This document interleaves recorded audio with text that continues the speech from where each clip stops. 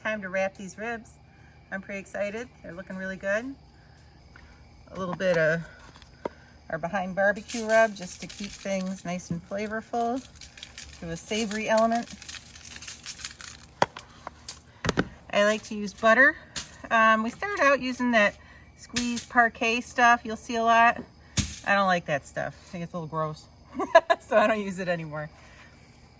This is our own blended sauce. It's really tasty. It's a traditional Kansas City style red sauce. It's got a little bit of a kick to it.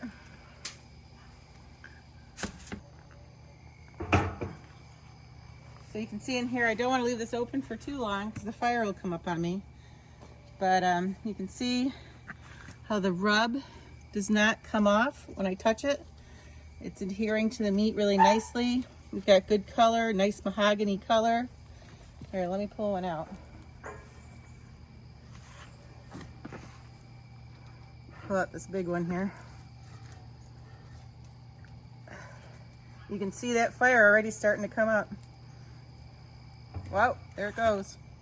Should close that up fast. So these look awesome. We got lots of great color here. A little bit of char down here at the bottom, but that's okay. Some people like that little bit char at the end. I know I do. Gotta take that rib rack out, the rib, and then just slap down meat side down and do the same thing in reverse. You got the agave.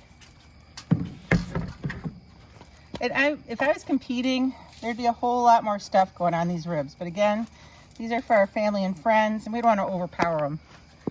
Just want to keep things really tasty and with lots of good flavor. So I'll tell you something about these ribs. We just made a whole bunch of them for a grad party for a friend of ours. And I figured, well, as long as I got the smokers going, I might as well make some more ribs.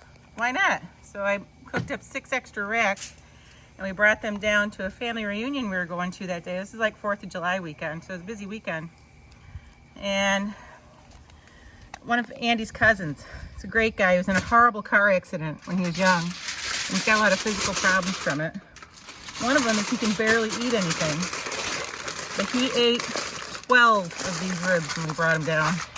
He just loved them so much. He said they were such a treat, and they really are. They're special.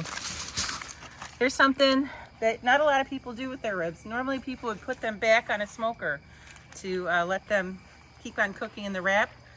But these ribs are so hot coming off the smoker that I just put them here in a nice hotel pan and put them right in the Cambro. And that's how I know that they are going to marinate in those juices and get really nice and tender without overcooking.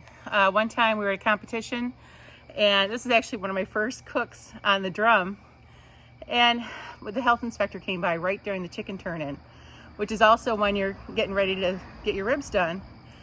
And I had those ribs sitting on the cooker for just like 5 minutes too long, and they burnt to a crisp. It was awful. I was just horrified, but I'm like, I gotta turn something in. So I'm sitting there sawing away at him.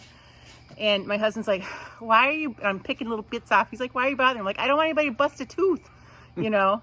And so we're also allowed to sell our food at this particular contest. And after all the turn-ins were done, I'm like, all right, let's put these ribs out and sell them. He's like, we can't sell those. They're terrible. I'm like, we're going to sell them. People will buy them. And they did. And people were coming up and like, I love how they're crispy and tender. I'm like, yeah, that's what we're going for. Uh-huh.